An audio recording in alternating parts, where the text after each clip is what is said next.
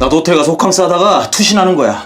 오늘 소개해드릴 영화는 로맨스 영화의 대가 곽지연 감독님의 신작 해피 뉴 이어입니다. 곽지연 감독님은 2000년 초반 엽기적인 그녀, 클래식, 내 여자친구를 소개합니다라는 3편의 영화를 줄줄이 메가히트시키며 당시 최고의 로맨스 영화 감독으로 불렸는데요. 특히 클래식은 많은 독자님들이 인생 영화로 손꼽는 작품이기도 하죠. 그래서 앞으로 3회에 걸쳐 곽지연 감독님의 역사적인 전작, 엽기적인 그녀, 클래식, 내 여자친구를 소개합니다. 이 3편의 영화를 소개해 드리려고 합니다. 그 전에 해피 뉴 이어부터 살짝 살펴볼까요? 아버지가 돌아가신 후 호텔 엠로스를 물려받은 젊은 CEO 용진. 스마트한 능력과 더불어 얼굴도 잘생긴 그였지만 용진은 짝수 강박증이라는 심각한 문제를 갖고 있었는데요. 호텔 방번호는 당연히 짝수, 물건은 2개 아니면 4개, 비치된 제품의 번호는 물론이고 유통기한마저도 짝수여야 한다니. 하지만 이런 용진에게도 하늘이 내려준 인연이 있었으니 백이영 씨? 뮤지컬 배우를 꿈꾸지만 현실적인 문제로 하우스키퍼가 된 이영. 자신의 스위트룸을 청소하며 춤을 추는 이영에게 용진은 어느새 빠져들게 됩니다. 능력 있는 호텔 매니저 소진에게 사랑은 어렵기만 합니다. 15년째 바라보기만 하고 있는 남사친 승효. 올해 안에 고백을 받겠어 꼭. 12월 31일 올해의 마지막 날 피아니스트 영주와 결혼할 거라는 승효의 폭탄 발표에 눈물의 축가를 불러야만 하는 아찔한 운명에 처하게 되죠. 그런데 사랑에 문제가 있는 사람 여기에 또 있네요. 호텔 카페에서 토요일마다 맞선을 보는 이 남자. 얼굴 천재, 직업은 성형외과 의사인 이 남자는 무슨 문제가 있는지 매주 다른 여자를 만나고 있는데요. 소진은 이 딱한 남자를 도와주기로 마음먹습니다. 누나 때문에 내 마음이 찢어져. 여기 소진의 동생 세직이도 누군가를 짝사랑하고 있는데요. 엄청난 인기에 남자아이들의 고백을 밥 먹듯 받고 있는 아영이를 세직이도 남몰래 좋아하고 있었습니다. 그런데 세직이를 바라보는 아영이의 눈빛이 좀 예사롭지가 않습니다. 뭔가 좋은 일이 생길 것 같은 그런 느낌? 라디오 PD인 승효가 맡고 있는 프로그램의 DJ 이강은 망한 아이돌 딱지를 겨우 벗어던지고 싱어송라이터로 새롭게 부활하게 됐지만 그의 성공에 매니저 상훈의 마음은 어쩐지 무겁기만 합니다. 집을 팔고 대리운전까지 뛰며 뒷바라지한 이강과의 계약 기간이 이제 곧 끝나기 때문인데요. 상훈의 쓰린 속마음과 다르게 밀려드는 기획사의 러브콜에 이강은 즐겁기만 합니다.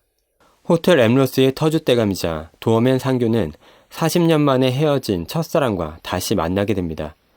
승효와 결혼하게 된 딸 영주를 위해 호주에서 잠시 귀국한 캐서린. 옛사랑 상규가 혼자가 되었다는 사실을 알게 되자 그녀는 젊은 날 이루지 못했던 그 사랑에 다시 도전합니다. 마지막 7번째 색깔의 주인공은 청년 백수 재용. 공무원 시험에 5년째 낙방하게 되면서 여자친구마저 떠나버린 재용은 책상에서 뽑아든 인생의 명언집에서 마지막 삶의 구원을 기대해보지만 이렇게 구질구질하게 살다 가면 안 돼. 뒤지더라도 럭셔리하게 살다 가자. 호텔 가자. 높은 층으로 부탁드릴 수 있을까요? 최대한 높은 층으로. 호텔에 처음 투숙하는 재용은 바보 같은 실수로 상담실 수연에게 전화를 걸게 되면서 매일 아침 그녀의 모닝콜을 받게 됩니다. 몇 시에 깨워드릴까요? 안녕하세요. 저 9시 반이요. 두 사람의 운명은 앞으로 어떻게 전개될지 기대가 되네요. 1989년 멜로 영화 비오는 날 수채화로 데뷔해 엽기적인 그녀와 클래식을 메가히트시키며 2000년대 로맨스 영화의 대가로 사랑받았던 곽지연 감독님. 그러나 2004년에 개봉한 영화 내 여자친구를 소개합니다는 여친소라 불리며 흥행에는 성공했지만 전작에 비해 내용의 완결성이 떨어진다는 비판도 있었는데요. 하지만 당시 전지현의 2시간짜리 CF라는 평가가 있었을 만큼 화면 구성의 퀄리티는 이전 작품들에 결코 밀리지 않았다고 생각됩니다. 그럼 여기서 해피 뉴 이어를 더 재미있게 볼 수 있는 관전 포인트들을 얘기해 볼게요. 우선 영화는 호텔 엠로스라는 공간의 배경으로 전개됩니다.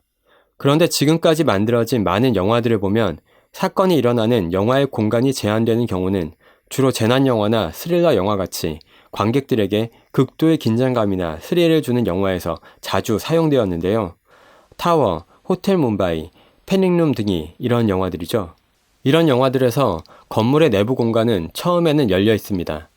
그래서 어떤 사람이든 들어오고 나갈 수 있는 자유로운 공간처럼 보이지만 사건이 발생하게 되면 일순간에 공간은 굳게 닫혀버리고 사람들은 그곳을 탈출하기 위해 죽음의 사투를 벌이게 됩니다.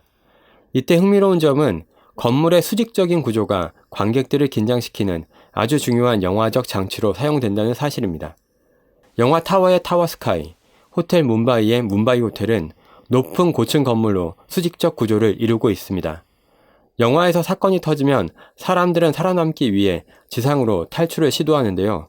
이때 엘리베이터를 타는 건 목숨을 건 도박이나 다름이 없습니다. 결국 사람들은 계단을 이용할 수밖에 없고 조심스럽게 건물을 내려오는 순간 위험한 일들이 벌어지면서 죽음의 사투가 시작됩니다.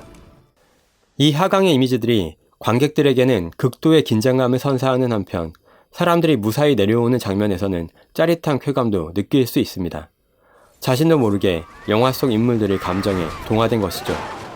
물론 해피뉴 이어에서 엠루스 호텔의 수직 구조 역시 관객들에게 어떤 긴장감을 줄 것 같은데요. 우선 호텔의 CEO 용진은 집에 보일러가 동파되어 한동안 호텔 스위트룸에 머물게 됩니다. 보통 스위트룸은 전망이 가장 좋은 호텔의 상층부에 있는데요.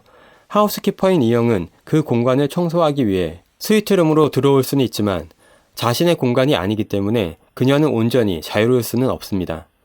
이영에게는 차라리 지상의 공간이 더 좋은 장소인데요.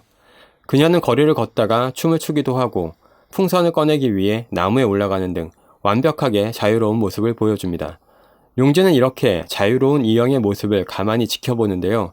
과연 그들의 사랑은 어느 공간에서 펼쳐질지 궁금해집니다. 옴니버스 로맨스 영화의 절대 지존이라고 할 수 있는 러브 액츄얼리에서 휴 그랜트가 연기했던 영국 총리, 그리고 비서 나탈리의 로맨스와 비교해보면 좀 더 흥미로운 관전 포인트가 될 것 같습니다. 사실 지금까지 수많은 로맨스 영화에서 너무나 다양한 연애 구도가 등장했기 때문에 새로운 사랑 공식을 찾기는 쉽지 않아 보이는데요. 그래서 호텔 매니저 소진과 그의 남사친 승효, 그리고 그의 약혼녀인 피아니스트 영주의 안정적인 삼각 로맨스를 거대한 파장으로 몰고 올 한 남자가 등장했으니 이 미스테리한 남자 진호를 잊으면 안 되겠죠? 하지만 저는 이 남자보다 더 기대가 되는 한 남자가 있었습니다. 나도 호텔 가서 호캉스 하다가 투신하는 거야. 바로 이 남자.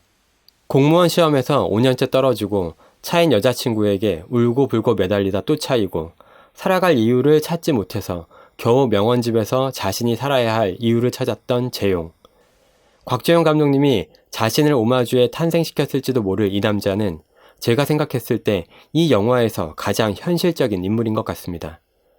일주일이라도 멋지게 살다 죽자면서 반지하 보증금을 뽑아들고 호텔의 최상위층으로 올라간 재용은 이 영화에서 로맨스가 아닌 코미디를 담당하게 될 것 같은 불안한 예상도 들지만 저는 그래도 이 남자가 세상에서 가장 행복한 새해를 맞이했으면 좋겠습니다. 다음 영상에서는 대스타 전지현을 탄생시킨 바로 그 영화 곽재용 감독님의 역작 엽기적인 그녀와 함께 찾아올게요. 영상이 재미있으셨나요?